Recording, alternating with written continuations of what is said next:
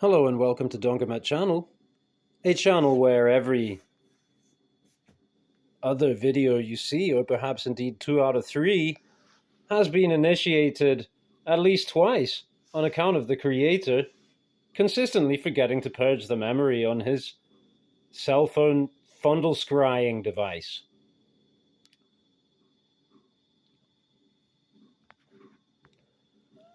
Rock maple liners on the handle of this buck compadre.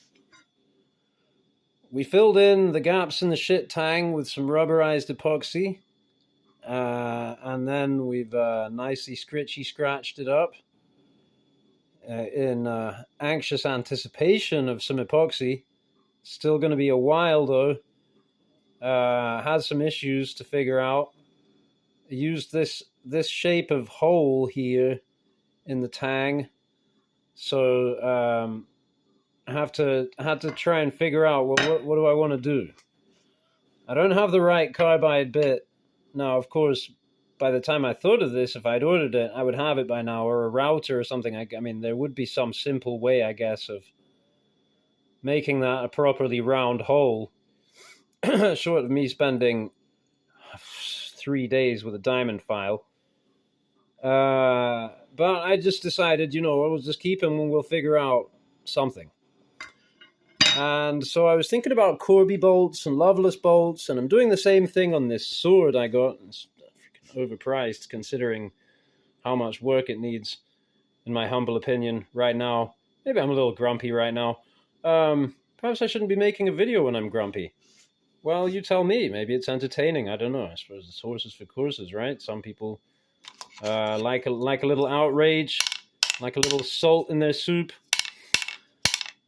So yeah, I'm kind of annoying myself because I'm taking so much time with just trying to fix. And so I mean, should I be annoyed at Buck or at RMJ Tactical or at people because they make products, to an incomplete? They're otherwise incredibly satisfactory in so many ways, but then, it's not right if it starts falling to pieces when you're using it, is it? So it keeps happening to me with these bolt-on handles.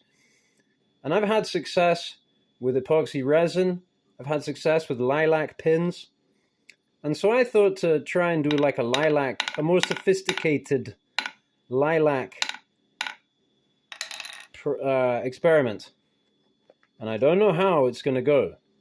But these buttons in here are, what would we call it? Cross grain. I mean, it's like this. It's not like, they're not like this. It's like they're made out of that, right? So the grain is running that way, so the whole, because I think that's going to stop him from splitting. And I kind of messed up because I whittled him down, and I should have left him tall for strength, maybe. Still not sure about that. But anyway, they are threaded, right? These are threaded. I have a thread tapping thingamajig. And yeah, that really shows through the camera whatever's going on there. Oh, I just nicked the micarta with a knife. So my idea now is to make, so I guess it's not exactly a Corby bolt or a Loveless bolt, but it would be kind of a hybrid, okay? So I want to make some lilac pins such that, they'll go in there and then downsize to go through that hole, and then they will go through some other pieces which are going to be made out of this piece of ash. So this I am going to drill down that way. I'm going to make the pieces that go through here, meaning I'm going to have to cut bits, drill them with the smallest drill I have, then put them on the lathe, then turn them down to that size, whatever this is, without that little cutout bit, right? Then drill them out to the size that is going to get threaded to go through there, right? So then I'll have a piece that will go, like a T shape, with threading on the end that goes through a tube made of ash. Okay, so we're using lilac and ash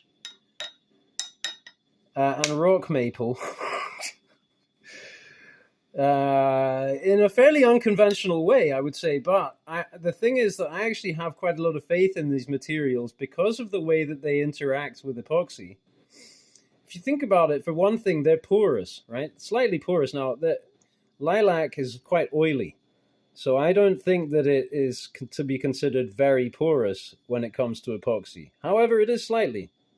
Especially you can rub it up, you can isopropyl alcohol and scratch it up, and so you get like a little fluffy outer layer, and the epoxy will grip onto that in a way that I don't think that for however much you scratch up metal, I don't think that's going to give you the same potential surface area of grip.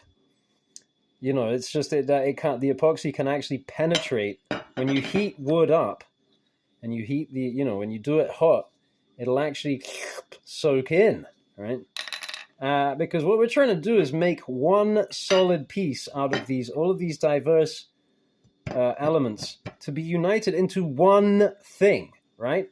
Not like one thing with another thing and another thing, and then three things holding it together, and the whole thing like chatters when you're under use and starts to vibrate itself loose and all that stuff, right? So I've explained that, and I'm going to stop going on about that now. Now, instead, let me tell you a story about how I was in the car yesterday, and I was eating this bag of chips, and at some point I had to stop myself from eating the whole thing, right? So I stopped around halfway. And so, I needed a way to seal this. I need a clothes peg. I need a something, right? I'm in the car. How am I going to do it? Because if it's open, it's too much temptation. You know what I mean? I needed to make it shut. And then I realized my car knife was right there. And actually, I just pulled it out of my pocket. It was on the clip. Yeah.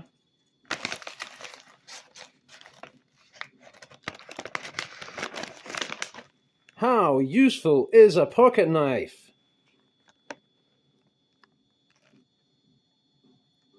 Really satisfactory.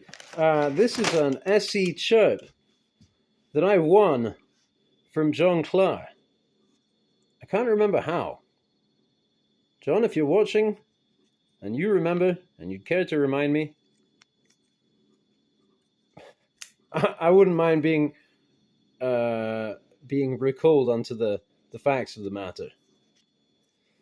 But anyway, somehow I won this cool knife from John Clark channel, and at some point I decided to just keep it in the car and this be my car knife.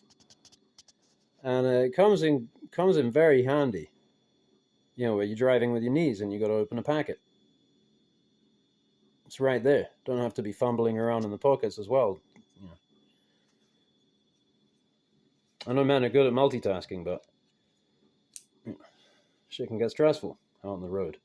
So,